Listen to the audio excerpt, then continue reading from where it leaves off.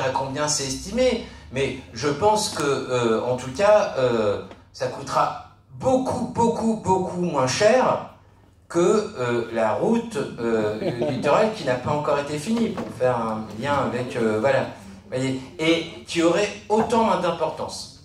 Sur la seconde, ma question, je vais l'aborder, parce que je l'ai abordée il y a une dizaine de jours, puisque la Fondation pour la mémoire de l'esclavage va écrire un livre blanc sur l'esclavage et la recherche. Donc il y aura un espèce d'annuaire, et donc j'ai été interrogé pendant plus de 3 heures sur le sujet. Bon. À l'île de la Réunion, il y a 10 ans, à l'université, il y avait 3 spécialistes de l'esclavage. Il y avait Soudel Fouma, Prosper Ève et Jean-François Chapin-Géraud.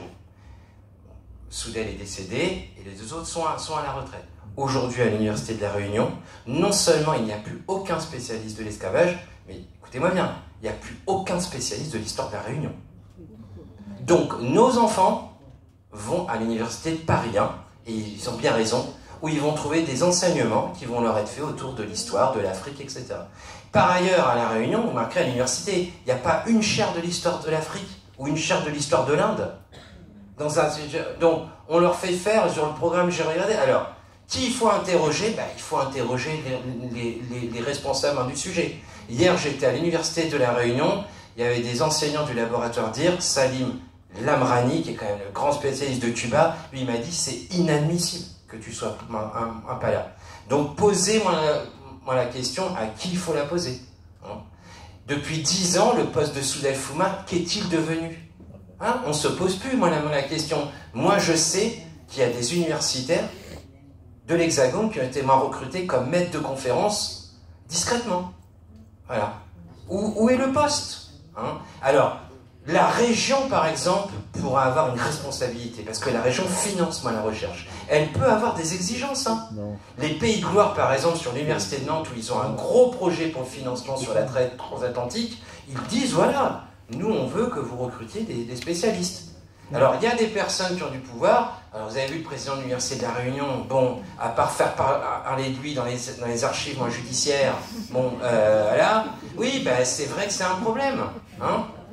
Oui, c'est un problème. Mais aujourd'hui, ça va plus loin. J'insiste bien. Il n'y a plus de spécialistes de l'histoire de l'esclavage, mais il n'y a plus de spécialistes de l'histoire de la Réunion. Et ça, moi, ça me pose vraiment un problème, là. Parce que je me dis, voilà, qu'apprennent nos enfants. Aux Antilles, vous voyez, à l'université de Fort-de-France, j'étais en Martinique il y a une quinzaine de jours, c'est impossible. Je vous assure qu'ils font très attention à côté très régulièrement des Martiniquais, des Guadeloupéens de leur université, à niveau de compétences, bien évidemment. Voilà. Et parce que pour eux, c'est important. C'est important aussi qu'il y ait une transmission, et puis qu'il y ait des modèles aussi. Donc voilà, nous donnons la parole à ceux qui ont la responsabilité du sujet. On n'en parle plus, mais je vous dis, il y a eu des recrutements depuis 10 ans. Ah ben j'en parle. Alors les femmes, vous verrez, j'en parle sur... alors, à plusieurs reprises, mais il y a une section assez intéressante. Elle constitue à peu près 7% de la population carcérale. Ce que je constate, en revanche, c'est qu'il y en a de plus en plus. Je vois qu'il y a un accroissement de la population carcérale, mais je vois en proportion qu'il y a plus de femmes. Alors, les femmes,